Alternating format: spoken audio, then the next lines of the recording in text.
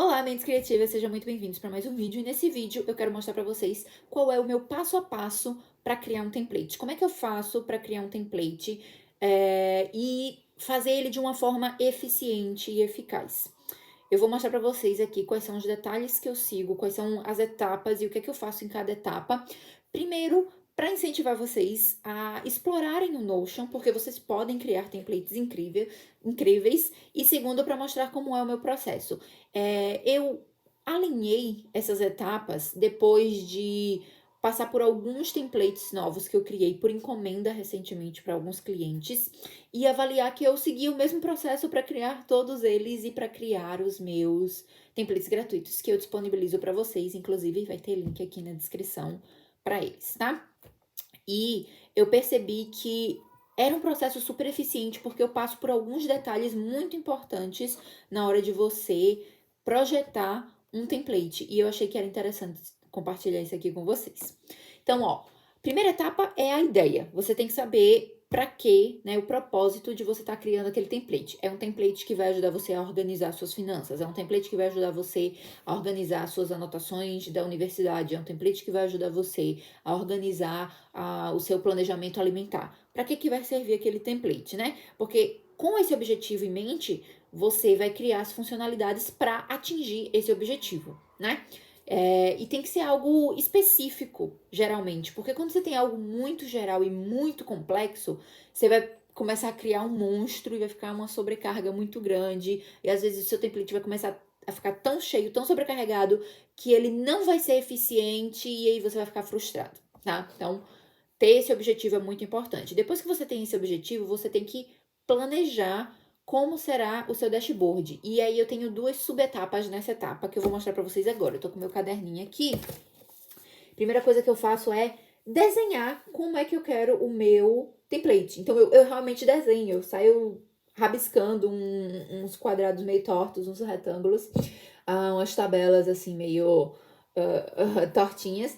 E eu tento mostrar como é que vai ser esse meu template. Você pode ver que eu botei aqui até a imagem mais ou menos que eu queria. Isso aqui é basicamente o que eu queria quando eu refiz o meu sistema de gamificação dentro do Notion. Aliás, em breve vídeos mostrando como é que ficou essa novidade aí.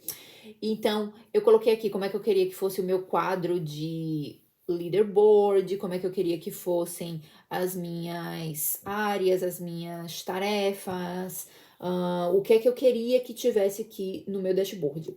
Ele ficou diferente disso, sim, ficou, mas todas essas áreas estão lá. Isso aqui era para eu ver como é que eu quero organizar isso. Ficou bem parecido, mas isso aqui me ajuda muito a entender onde eu quero colocar cada coisa, como eu quero ver, o que é que seria eficiente. Para mim, o mais eficiente é ter a gamificação de fato aqui, que seria, né, as barrinhas mostrando como é que tá o meu progresso, mais as tarefas, porque é algo que eu tenho que fazer, é a ação. Então, isso aqui tem que estar no começo para mim, tá? Depois eu ponho os objetivos, os projetos e as coisas que eu quero acessar depois. Então, esse desenho, que é chamado de wireframe, tá? E é feito para quando você vai projetar um site, projetar um aplicativo. Inclusive, já mostrei o meu aplicativo sendo projetado com umas coisas parecidas com essa aqui para vocês em outro vídeo. Quando você vai fazer qualquer coisa desse tipo, você faz isso. Então, para construir os meus templates do Notion, eu faço isso também, tá? E veja que você não precisa saber desenhar nada. Eu só faço quadrados e coloco os iconezinhos assim, para eu ter uma ideia do que é que eu quero colocar, do que é que eu quero fazer. Até o próprio ícone do Notion eu botei um X, porque eu não sabia o que eu queria fazer aqui, mas teria um ícone, tá? Depois que você tem esse wireframe aqui, né, esse plano geral para seguir, eu quero saber quais são as minhas funcionalidades. Ou seja, o que é que eu tenho que ter dentro de cada tabela. Então, aqui, ó, dentro do mapa, dentro das áreas, das tarefas, dos projetos, o que é que eu quero ter, quais são as áreas que eu quero ter, a data, o nome, a prioridade, e aí eu vou listando aqui, porque a próxima etapa é criar as databases. Então, para criar essas bases de dados, eu tenho que saber quais são as coisas, né, as funcionalidades que eu tenho que ter dentro delas. Então, por exemplo, aqui, ó, nas tarefas, eu botei data, o status da tarefa, né, que seria finalizado ou não finalizado, em andamento, coisa do tipo. Eu teria um campo para colocar mais informações, se eu quisesse botar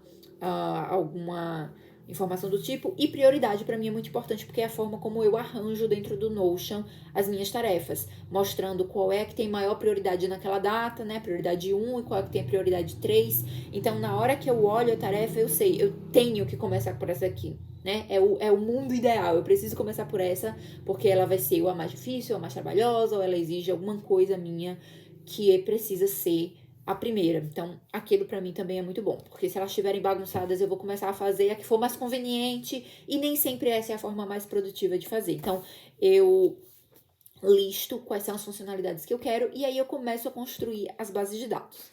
Então, volta em links aí em que eu mostro como usar partes diferentes do Notion, porque eu mostro como usar base de dados, como usar relações, links, rollouts, todas essas coisas, tá? Que a gente só vai ver o processo. E aí, construir as bases de dados, eu vou trabalhar no layout. O meu lema aqui é: primeiro a gente faz funcionar, depois a gente deixa bonito. Apesar de que é muito tentador você tentar embelezar o Notion primeiro. Mas por que eu não recomendo fazer isso? Porque você vai acabar criando um monstro. De novo, essa história. Você vai acabar criando um monstro porque você não sabe ainda como é que aquelas funcionalidades vão conversar. Você não sabe se a tabela A vai ter que ser conectada com a tabela B. Às vezes, na hora que eu tô construindo, eu mudo várias coisas aqui. Inclusive, eu mudei na hora que eu tava construindo isso aqui. Eu mudei o layout um pouquinho. Porque na hora que você tá construindo, você percebe: eita, vai ficar muito longa essa sessão. Então eu não vou botar uma galeria, que nem eu planejei aqui. Eu vou botar uma lista, que nem é essa daqui, por exemplo. E aí fica melhor. Você começa a perceber como é que as coisas estão acontecendo ali. Então, quando você faz funcionar primeiro, você entende quais são os problemas. Se você começar a embelezar, primeiro você vai se bloquear, porque você vai querer que fique naquele formato, naquelas colunas, com aquelas cores. E às vezes não vai funcionar tão bem para o seu dia a dia. Então, eu primeiro construo as tabelas e depois eu saio embelezando, botando as cores das faixas, colocando os ícones, mudando os nomes para ficarem coisas mais sugestivas, botando imagens nas galerias e coisa do tipo. Então, primeiro a gente faz funcionar, depois a gente deixa bonito, tá? Então, nessa etapa é onde eu finalmente vou mexer no layout. E aí eu vou colocando as imagens, colocando as cores, e às vezes você pode perceber, quando eu coloco uma imagem aqui fica muito pesado, vai ficar uma seção muito grande. Então, acho que sem a imagem é melhor. Isso foi uma coisa que eu passei. Então, por exemplo, aqui, ó, você pode ver que eu botei o formato de galeria, botei os xizinhos para indicar que eu poderia ter uma imagem aqui, nesse também, e passei um X dizendo: não vou fazer essa sessão aqui, não. Troquei ela de lugar depois. Então, eu volto aqui e saio me corrigindo quando é preciso. E nessa daqui, ó, dos projetos, o que é que eu fiz? Eu tirei a imagem, ela sumiu, ela não tá mais aqui. Ela só é o nome e a barrinha, porque eu achei que era mais eficiente do que ter as imagens só por ser bonitinho. Então, eu queria só a indicação e deixei só a indicação. E funciona muito, porque quando você termina de construir, que você vê as funcionalidades todas bonitinhas, certinhas, funcionando, mostrando para você o que é que tá aberto para ser feito, o que é que não tá, o que é que tá em andamento, o que é que não tá, é que você percebe: eu quero dar destaque para essa sessão, eu quero que essas duas fiquem juntas, eu quero botar imagens aqui, porque vai ser um incentivo visual muito bom para mim. Então, depois que você constrói, depois que tá funcionando, você deixa bonito. Essa é a etapa do layout, para deixar todas as coisas bonitinhas. E a última etapa é teste. Porque eu posso construir o template mais lindo do mundo. Se ele não consegue resolver aquele problema lá da ideia, na prática, não adianta de nada. Então, todo template que eu crio, inclusive os gratuitos, vai ter link aqui na descrição, eu passo alguns dias, às vezes até algumas semanas testando. Então, tem templates que em alguns dias eu consigo fazer o teste tranquilamente. Por exemplo, o meu template de objetivos, eu só precisava criar os objetivos, botei umas tarefas fantasias lá e comecei a marcar elas para ver o que estava acontecendo. O meu template de produtividade, colocava as tarefas, ia marcando e via as barrinhas crescendo, como é que elas funcionavam. E aí eu consegui testar. Alguns templates levam algumas semanas para eu testar. Por exemplo, o financeiro, eu quis fazer um teste real com ele. Então eu usei ele pra mim mesmo, né? Eu construí ele pra mim, eu comecei a usar ele pra mim. E aí eu fui registrando os meus gastos e nem todo dia eu tinha gastos. Então demorou umas 2, 3 semaninhas pra eu fazer um teste e ver tava funcionando, os cálculos estavam sendo feitos certos e tudo pra disponibilizar pra vocês. E outros demoraram alguns meses, por exemplo, o de flashcards dentro do Notion, porque eu tinha que ver se o sistema de correção assim das datas para botar o flashcard para ser estudado numa data futura e tudo, ele funcionava bem. E aí eu acabei na verdade fazendo mais testes do que eu precisava, mas aí ele demorou um pouco mais. E aí vai depender do seu template. E outra coisa, não precisa demorar tudo isso. Você pode fazer testes fantasia, que nem eu fiz lá no meu de objetivos que eu comentei para vocês. Vocês podem fazer isso em qualquer um.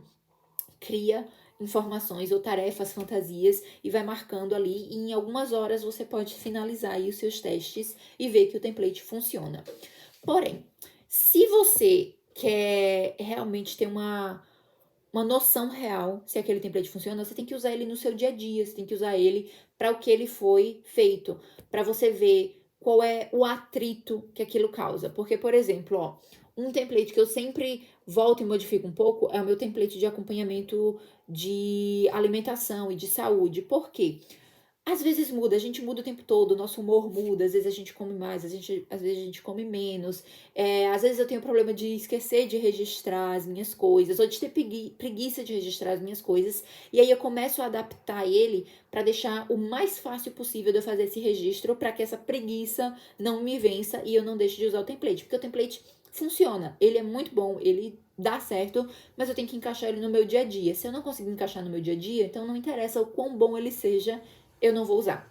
Eu tenho certeza que você já experimentou isso até com aplicativos. Você começou a usar, era muito bom, funcionava, e de repente começou a crescer um atrito. Ah, mas eu tenho que registrar essa tarefa. Ah, mas demora 1 minuto para botar todas as informações, ou 30 segundos que seja.